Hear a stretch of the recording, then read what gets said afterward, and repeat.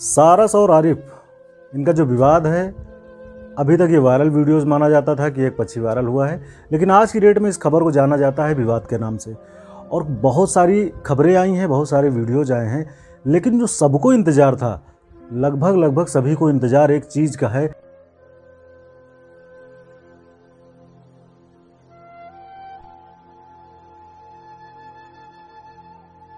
Hello दोस्तों, कैसे हो सब लोग। जैसा कि आप सब लोगों को पता है कि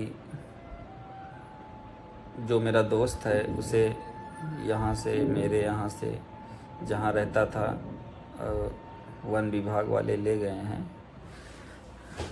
कल रात भर जगे, नींद नहीं आ रही थी, तो उसको हमने सीसीटीवी कैमरे में जब देखा तो बहुत परेशान नज़र आ रहा था हमको।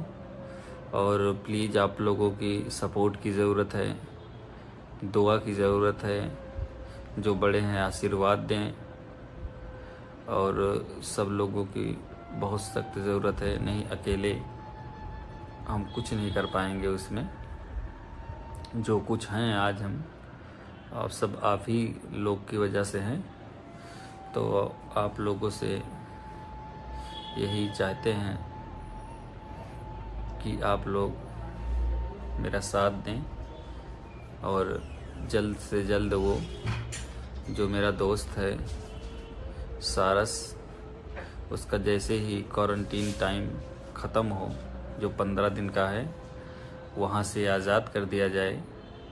और जब आज़ाद तभी हो सकता है जब सब लोग साथ दें, जैसा कि अभी तक देते चले आ रहे हैं। ऐसे ही आप लोगों का साथ चाहिए, तब वो वहाँ से आज़ाद कर दिया जाएगा। उसको आज़ाद करके कहीं भी छोड़ दिया जाए, चाहे जंगल में, चाहे जहाँ सारस ज़्यादा रहते हों वहाँ, कहीं भी छोड़ दिया जाए तो हमको पूरा यकीन है कि वो मेरे पास वापस आ जाएगा। और ऐसे में कभी वो बंद नहीं रहा इस तरह, जिस तरह वो चिड़ियाघर में क्वारंटीन किया गया है। क्वारंटीन बोल लो या कैद बोल लो, दोनों इसके लिए बराबर हैं। और वहाँ पे जब देखते हैं सीसीटीवी कैमरे में, तो एक अजीब सी घुटन सी महसूस होती है। सोचते हैं कि एक एक दिन कितना भारी पड़ रहा होगा उसके ऊपर, क्योंकि रोज़ वो 10-12 किलोमीटर उड़ता था, और दिन में कई बार अपने परिवार के पास जंगल में जाया करता था, जो मेरे घर से 2-3 किलोमीटर की दूरी पे है। वहाँ जाया करता था, अपने परिवार से मिलता था और फिर वापस आ जाता था। आज पूरे 10 दिन हो चुके हैं, ना तो हमसे मिल पाया है, ना ही अपने परिवार से। आप लोग समझ सकते हैं, कोई व्यक्ति हो या पशु हो या पंछी हो, अगर उसको उसके परिवार से दूर कर दिया जाए और ले जाके कहीं एक जगह पे उसको कैद कर दिया जाए या क्वारंटीन कर दिया जाए, तो क्या बीतती होगी उसके ऊपर, ये आप लोग समझ सकते हैं।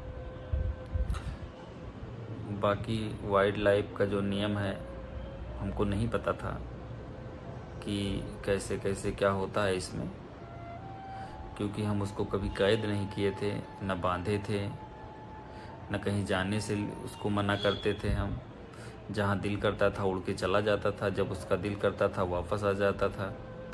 पर दिन में 2-3 बार ज़रूर वापस आता था। वो वापस आने का कारण यही है कि उसको जब भूख लगती थी तो घर पे आके हमारे दरवाजे पे खड़ा हो जाता था, वो खाना खा लेता था, तो उसका पेट पूरा भर जाता था और फिर जंगल चला जाता था। तो ऐसे में बहुत ही दिक्कत का सामना करना पड़ रहा उसको भी। हम तो परेशान हैं ही, और पता नहीं कैसे वो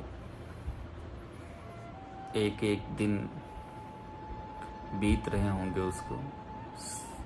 अच्छे से हम समझ सकते हैं, और आप लोग भी समझ सकते हैं। तो प्लीज़ आप लोग दुआ कीजिएगा कि जल्दी से उस चिड़ियाघर से उसको आज़ाद कर दिया जाए, और ले जाके उसको जहाँ उसका परिवार रहता हो या और सारस पक्षी रहते हों, वहीं उसको फिर से दोबारा छोड़ दिया जाए, और ताकि वो फिर नई ज़िंदगी अपनी चालू कर दे जीना, जैसे कि पहले जीता था, खुली हवा में। जब उसका दिल करे, जहाँ मन करे वहाँ जाए, जहाँ मन करे वहाँ से वापस आए और अपने मन मुताबिक ज़िंदगी जी ले वो फिर से। क्योंकि एक बार तो उसका जब पैर टूटा था, जब हमको मिला था तो हम लेकर आए थे घर, तब भी काफ़ी परेशान था, मगर 1-1.5 महीने में जब उसका पैर सही हुआ तो फिर वो उड़ने लगा, तो काफ़ी खुश नज़र आ रहा था। जब मैं कहीं बाहर चला जाता तो उदास रहता था, फिर वो भी बाहर चला जाता। जब मैं वापस आता, आने में हमको ज़्यादा रात हो जाती, फिर गुस्सा करता था, खूब उछलता था। बहुत सारी यादें हैं, कितनी बताऊं आपसे। जैसे सुबह घर में बच्चे होते हैं, आप अगर बाइक से कहीं जा रहे हो तो बच्चों को पहले एक बार बाइक पे बिठा के घुमाना पड़ता है, राउंड लगाना पड़ता है, थोड़ा सा दरवाजे पे घुमा दें या थोड़ा घर से दूर ले जाएं, वापस करके फिर आएँ। बच्चों को उतार दो घर पे, उसके बाद आप जाना चाहते हो चले जाओ, तो बच्चे खुश हो जाते हैं। ठीक उसी प्रकार इसका भी सुबह का टाइम था। अगर हम कहीं जाते होते, हमको देख लेता तो पहले 2-3 किलोमीटर तक बाइक लेकर हम जाते, वो मेरे साथ साथ उड़ता हुआ जाता। उसके बाद फिर वापस आते घर, फिर मेरे साथ साथ वापस आता, यानी 2 किलोमीटर जाता, 2 किलोमीटर आता, 4 किलोमीटर हो जाता इसका, या 3 किलोमीटर कुछ भी हो जाता। तो फिर ये खेत में चला जाता चुगने के लिए, फिर हमको जहाँ जाना होता वहाँ चले जाते हम। तो ऐसे बहुत यादें हैं, आगे वीडियो में और बताएंगे कैसे क्या करता था। तो प्लीज़ आप लोग सपोर्ट कीजिए, तभी वो कुछ हो सकता है, और अकेले कुछ नहीं हो सकता। क्योंकि मैं किसान हूँ, बहुत बड़े घर से नहीं हूँ, आमतौर पर एक छोटे से गांव का किसान हूँ। तो प्लीज़ आप लोग सपोर्ट कीजिएगा, अपना ख्याल रखिएगा, दुआ कीजिएगा। अगली वीडियो में और यादें बताएंगे उसकी। तब तक के लिए नमस्कार। आरिफ का जो खुद का बयान है या आरिफ के जो दिल का दर्द है, किसी मीडिया कर्मी ने नहीं पूछा। सब अपने अपने हिसाब से, अपने अपने फ़ायदे से उनसे सवाल पूछते गए, वो बताते गए। लेकिन आज काफ़ी दिनों बाद उनके अंदर की जो टीस थी इस पूरे प्रकरण के लिए, इस पूरे मैटर के लिए, उन्होंने स्वेच्छा सारी बात बताई। कि मैं रिक्वेस्ट करूंगा कि अगर आपने वीडियो यहाँ तक देख डाला है तो आपका एक कमेंट करना, मतलब आप कुछ भी राय दे सकते हैं, पॉजिटिव निगेटिव, मुझे कुछ सलाह देना है, मुझे कुछ सिखाना है, या इस पूरे कहानी के बारे में, इस पूरी वीडियो के बारे में आप कुछ भी कहना चाहते हैं तो आपको लिखना ज़रूर है, बिल्कुल लिखना है, ये मेरी रिक्वेस्ट है। और अगर दोस्तों आप चैनल सब्सक्राइब कर लेते हैं तो मैं आपको हमेशा आपसे जुड़ा रहूँगा, और हमारी आपकी दोस्ती लंबे समय तक चलने वाली है। अच्छा कंटेंट, अच्छी चीज़ें मैं आपके सामने लाता रहूँगा। और अगर आपने नहीं सब्सक्राइब किया है, आपने वीडियो यहाँ तक देखा, उसके लिए दिल से धन्यवाद। फिर मिलूँगा कभी आपको ऐसे ही स्क्रॉल डाउन करते हुए, मैं आपको दिख जाऊँगा। मिलता हूँ किसी अच्छे और बढ़िया टॉपिक के साथ। तब तक के लिए दोस्तों, नमस्कार।